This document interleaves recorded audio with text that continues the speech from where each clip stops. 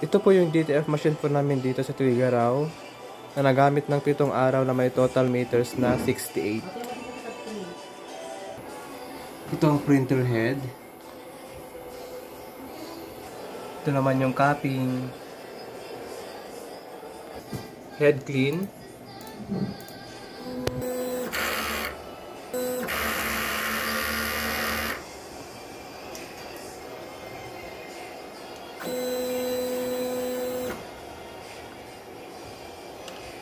Linisan ang wiper after head clean. Nozzle check.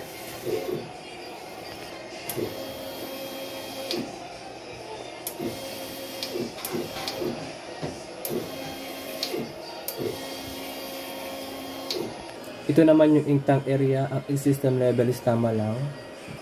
Ito naman yung waste tank. Nalinis noong Friday. Ito naman yung AVR na may 220 volt. And ground wire. Dito naman yung stock namin ng use, unused, DTF fill, and DTF powder. Ito naman ang records na nagamit sa cyan, magenta, yellow, black,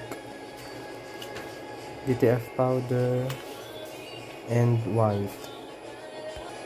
Daily output,